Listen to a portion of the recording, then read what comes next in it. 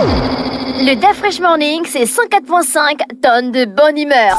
Tous les matins sur Urban FM. La meilleure radio de la capitale. La meilleure radio de la capitale.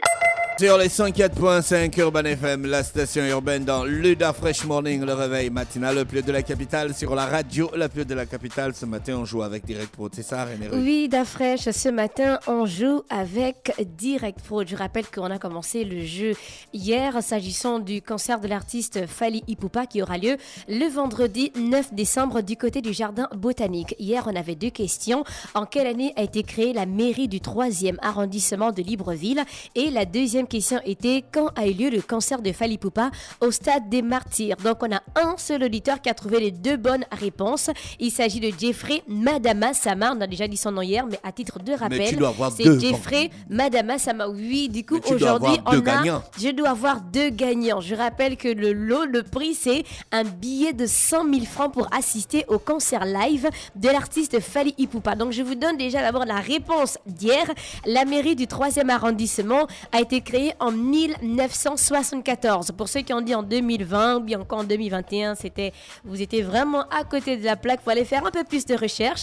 La mairie du 3e arrondissement a été créée en 1974. Quand a eu lieu le concert de Fally Ipupa au Stade des Martyrs? C'était simplement le 29 octobre 2022. C'est assez récent. Alors pour les 2 questions du jeu, parce que oui, on a encore 2 questions. La première question, c'est quel est le nom du premier album solo de l'artiste Fally Ipupa? Quel est le nom du premier album solo de l'artiste Fally Ipupa? La deuxième question, elle est un peu plus souple. Pouvez-vous citer le nom de 4 animateurs de la radio Urban FM? Merci de citer 4 animateurs de la radio Urban FM. J'attends vos réponses via le WhatsApp de la radio 065 05 10 45 065 05 10 45. Je rappelle encore les questions. La première, quel est le nom du premier album solo de l'artiste Fally Ipupa? Quel est le nom du premier album solo de l'artiste Fally Ipupa? La deuxième question, merci de nous citer 4 animateurs de la radio Urban FM. Merci de nous citer 4 animateurs de la radio Urban FM. Je rappelle le lot, c'est un billet de 100 000 francs pour assister au concert live de l'artiste Fally Ipupa. Les gagnants vont récupérer leur lot aujourd'hui à la radio Urban FM et ainsi rencontrer l'artiste. Donc j'attends vos réponses. Alors le versus du jour aujourd'hui. Le versus du jour nous amène à comparer Louis XIV et Bonaparte, mais en termes de réalisation. Non, viens Dafa, tu veux quitter le studio, tu vas où? Non, c'est en termes de réalisation. Ah d'accord. Voilà, c'est en termes de réalisation. Qu'est-ce que Louis XIV a eu à faire? Qu'est-ce que Bonaparte a eu à faire? Et ensuite, quelle est peut-être la personne qui a eu le plus d'impact aujourd'hui? Non, laisse ces histoires de tu es descendant là, tu n'as aucun lien de parenté. Je suis la réincarnation, je ne suis pas un descendant. Tu n'es pas un descendant, tu es la réincarnation de Louis XIV. Sérieusement, en termes de réalisation. Hein? Louis XIV, il peut devant Bonaparte. Non, il fume Bonaparte, il fume Napoléon. Arrête.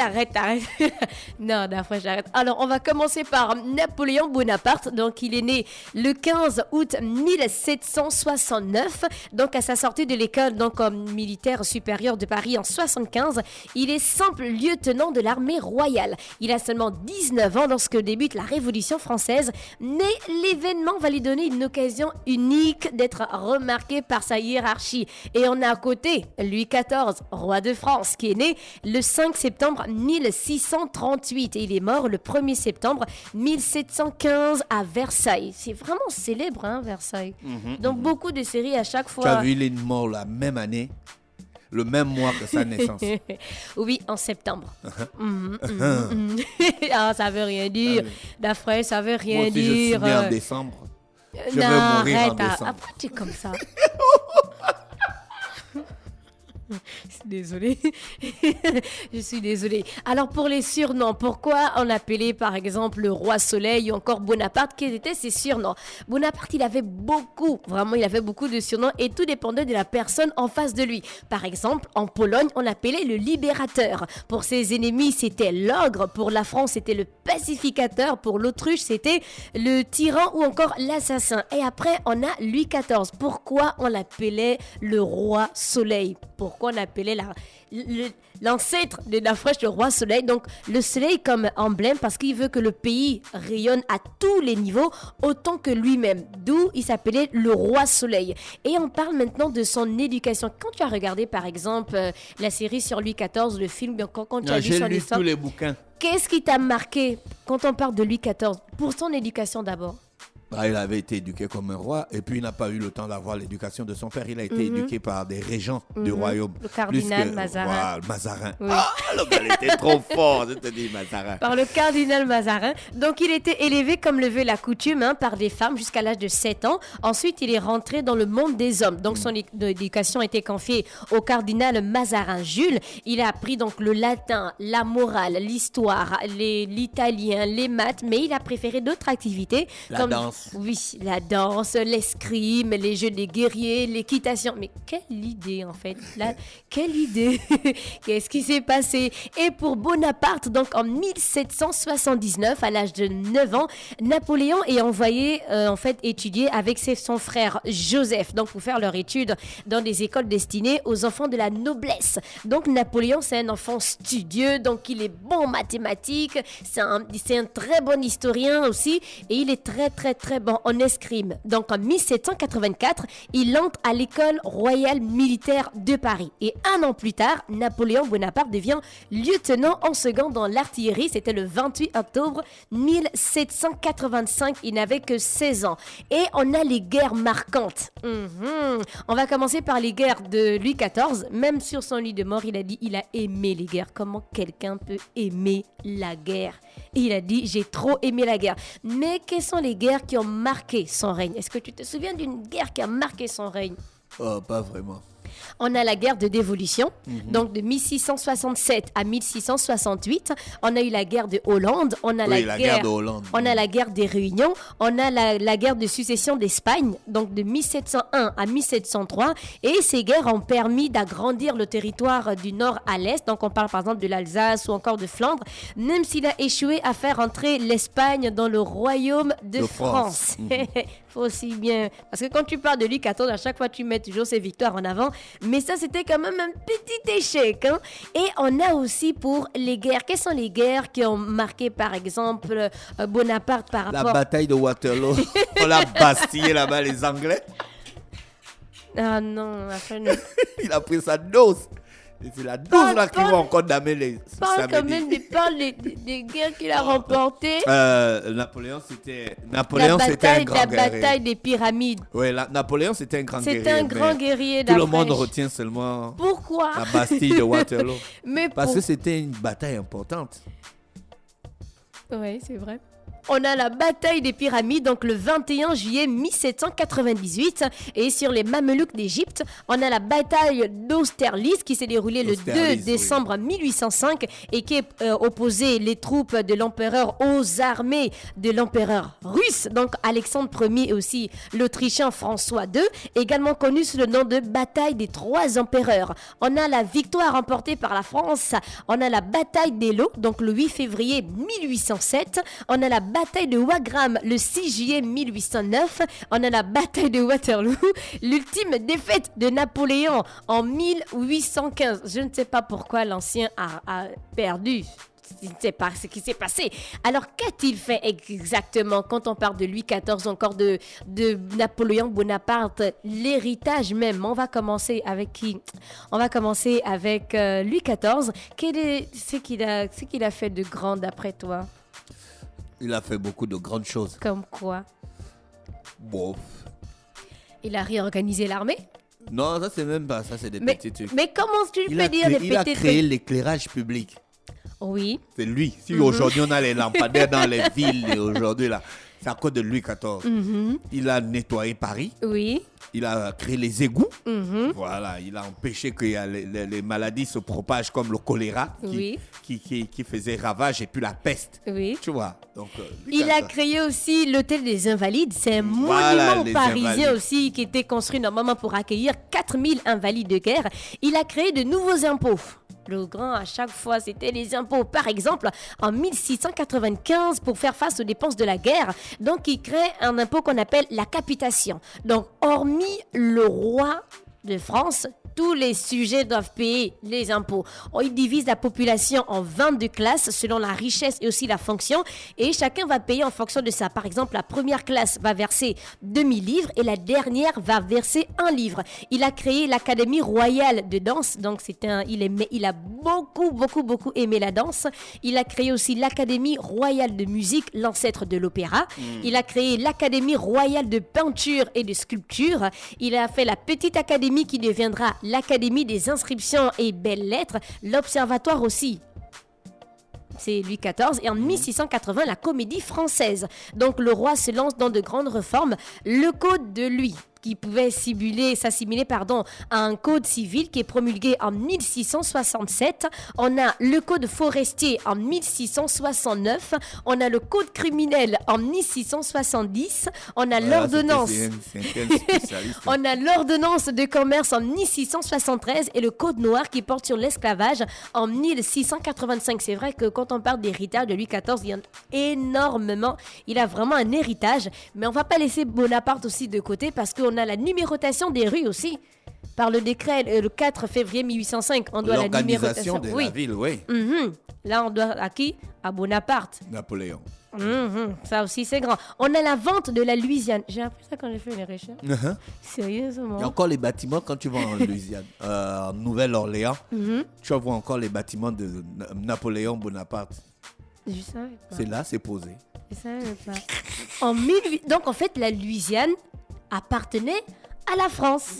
Et il a vendu la Louisiane aux Américains en 1803 pour la somme de 15 millions. Bon, pas 15 millions de cette époque, parce que si vous partez quand même quelques années en arrière, c'était franchement énorme. Donc, tu vois, les bâtiments, mais est-ce qu'il y a des Français qui vivent ou bien ils ont fait un monument? En Nouvelle-Orléans, les quartiers ont des noms français. Il y a le quartier français, en fait. Il y a le quartier français où il y a les 2 maisons de Napoléon, où il y avait ses femmes. Et juste en face, il y a un port des esclaves avec un gros panneau où on explique comment... Parce que c'est en face du Mississippi, si je ne me trompe pas. Voilà, puisqu'il y a la descente du Mississippi. Le baccalauréat, donc après la Révolution française. Grand, tu nous as et puis c'est lui qui a permis que les femmes aillent à l'école. Tu nous as mis dans un truc bizarre avec le baccalauréat. Donc le baccalauréat après, on va dire la Révolution française qui avait supprimé les universités. On a le décret du 17 mars 1808 qui réorganise le baccalauréat qui devient un grade d'État. On a l'Arc de Triomphe aussi qui est commandé en 1806 à la gloire de la Grande Armée. Donc sa construction a débuté en 1806 et s'est achevée en 1836 sous le règne de Louis-Philippe. Donc ça c'était plus normalement à son règne, mais ça a commencé avec lui. On a le ramassage aussi des ordures qui est créé par le décret publié le 15 octobre 1810. On a les lycées en 1802 pour former l'élite de la nation. On a les universités donc le 10 mai 1806. On a la fonction des préfets qui est créée par Napoléon Bonaparte le 17 février 1800. On a la Légion d'honneur aussi le 19 mai 1802 pour récompenser les mérites des citoyens. On a la création de la Banque de France en 1800. On a la création des 22 chambres de commerce en 1822. Donc, je pense quand même que ils ont un héritage quand on parle de Louis XIV ou encore de Bonaparte. Mais d'après toi, quelle est la personne qui a le plus impacté? C'est Louis XIV. Non, mais quand même de la fraîcheur. Louis XIV, il a fait 70 ans de règne. C'est l'être humain qui a le plus régné sur Terre. Il a battu même la reine Elisabeth. Non, sérieusement. Mais tu sais que les gars voulaient vraiment que la reine Elisabeth batte Napoléon, Louis XIV. C'était leur objectif. Mais malheureusement, ce que Dieu ne veut, mais c'est pas l'homme qui décide. Bonaparte aussi, il a laissé un héritage assez conséquent. C'était un gars très fort. Mais tu n'as pas cité le Polytechnique? Non, j'ai pas tout pris en fait. Ah oui, parce que c'est lui qui a créé l'école Polytechnique. C'est énorme en fait. Quand on parle d'héritage, que ce soit de l'un ou encore de l'autre, c'est vraiment, vraiment énorme. Mais je pense que je ne sais pas, entre les deux, quand on parle d'héritage, Bonaparte ou Louis XIV. Mais physiologiquement, ils étaient un peu pareils. Peut-être que Louis XIV était légèrement plus grand que Napoléon, mais ils n'étaient pas très grands de taille. Napoléon n'était pas très grand de taille. Il était d'une intelligence qui n'avait pas de limite. En fait, c'est ça même à son époque, comment il a pensé à créer certaines choses. Il revient d'Angleterre sur une barque. le roi à l'époque envoie une armée pour aller l'attraper. Et c'est l'armée là qu'il détourne pour destituer le roi. Donc imagine qu'on envoie un groupe de gars venir t'attraper et puis tu dis au gars là que non, c'est pas moi que vous devez attraper, c'est la personne que vous avez envoyée. En fait, le niveau de réflexion de certaines personnes à l'époque, tu te demandes en fait, c'est que là en 2022, il était tout seul, Napoléon, tout seul sur une petite barque. Mais dans la série là, avec Louis XIV, il y a son garde. Et tu vois, il traverse la barque, il vient d'Angleterre. Donc, avec comme on voit dans les films français d'avant, il rame comme ça. Là. Il savait déjà ce qu'il partait faire. Le gars était prêt. Et c'était le versus du jour. On a Louis XIV versus Bonaparte Ier. Donc, c'était plus par rapport à leur réalisation. On rappelle qu'on a un jeu concours emmené par Direct Prod. Aujourd'hui, un auditeur d'Urban FM doit gagner un billet de 100 000 francs pour assister au concert live de l'artiste Fally Ipupa qui aura lieu au Jardin Botanique le vendredi 9 décembre 2022. Donc, dans quelques jours. Hier, on a eu notre premier gagnant. Il s'agit de Jeffrey Madama Sama qui viendra récupérer son lot aujourd'hui et ensuite rencontrer l'artiste Fally Ipupa. Du coup, aujourd'hui, il nous manque notre deuxième gagnant et on a deux questions. La première, quel est le nom du premier album solo de l'artiste Fally Ipupa? Quel est le nom du premier album solo de l'artiste Fally Ipupa? Deuxième, pouvez-vous citer 4 animateurs de la radio Urban FM? Merci de citer 4 animateurs de la radio Urban FM. On n'a pas dit animatrice. On n'a pas... 4 animateurs de la radio Urban FM. J'attends vos réponses via le WhatsApp de la radio 065 05 10 45 065 05 10 45. Un billet de 100 000 pour assister au concert live de Fally Ipupa. J'attends vos réponses. Merci René Ruth avec nous ce matin sur les 104.5 Urban FM, la station urbaine dans le Da Fresh Morning. Merci à tous les auditeurs avec nous. On va en publicité. On se retrouve juste derrière. Le Da Fresh Morning, c'est 104.5 tonnes de bonne humeur. Tous les matins sur Urban FM. La meilleure radio de la capitale. La meilleure radio de la capitale.